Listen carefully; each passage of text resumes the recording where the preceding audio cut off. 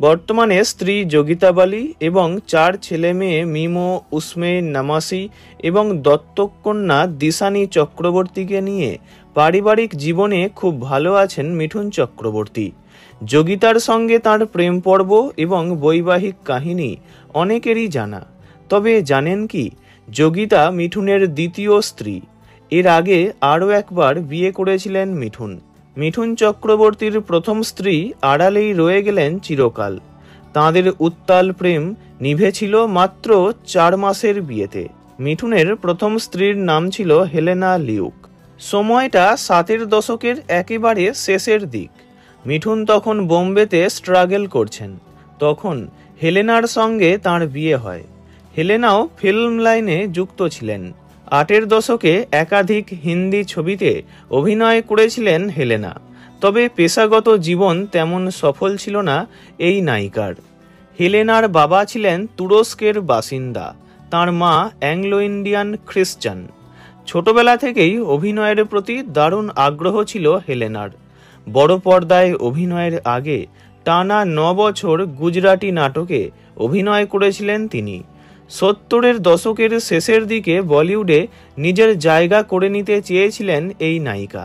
1980-তে জুদাই ছবিতে পার্শ্ব চরিত্রে অভিনয় করেছিলেন হেলেনা লিউক। এছাড়া সাথ সাথ, দো গুলাব, আও প্যার করে, মেরে সাথ চল, মর্দ, এক নয়া রিস্তা ইত্যাদি অনেকগুলি হিন্দি ছবিতে অভিনয় করেছেন হেলেনা।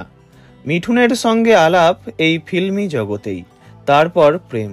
তবে হেলেনার জীবনে প্রথম পুরুষ মিঠুন ছিলেন না। কানাঘুষো শোনা যেত বলি অভিনেতা জাভেদ খানের সঙ্গে কলেজ জীবন থেকেই প্রেমের সম্পর্ক ছিল হেলেনার। 4 বছর প্রেম পর্ব চলার পর হঠাৎই তাঁদের ব্রেকআপ হয়ে যায়। এই বিচ্ছেদের পর মুহূর্তেই নাকি হেলেনার সঙ্গে মিঠুনের যোগাযোগ হয়। এদিকে মিঠুনের জীবনে কলকাতা, পুনে, বোম্বে মিলিয়েছিল একাধিক নারী সঙ্গ। বলিপাড়ার একাংশের দাবি, হেলেনার সঙ্গে পরিচয়ের আগে মিঠুনের সম্পর্ক ছিল অভিনেত্রী সারিকার সঙ্গে।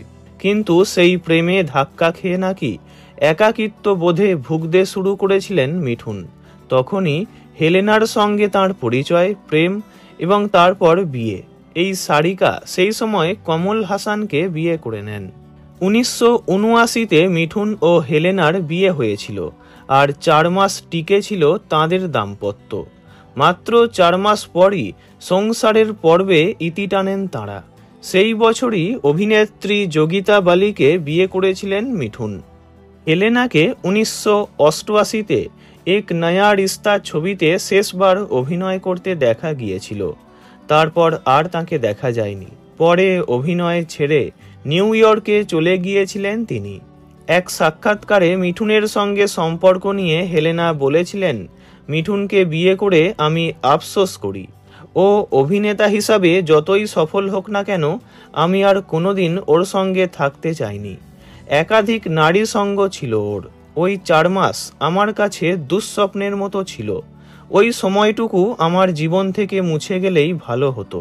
মিঠুন আমায় বুঝিয়েছিল যে আমরা একে অপরের জন্যই তৈরি। আমিও সেই ফাঁদে পা ফেলেছিলাম। 4 মাসের যন্ত্রণার পাহাড় 4 দশকেও ভুলতে পারিনি।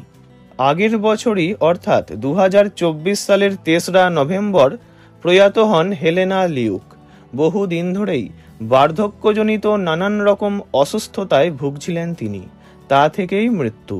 হেলেনার প্রয়াণে চোখের জল হয়তো ফেলেছিলেন মিঠুন, তবে হেলেনার কবরে ফুল রাখতে আর যাননি তিনি।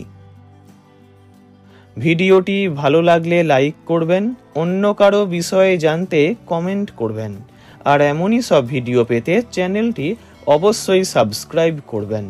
ধন্যবাদ।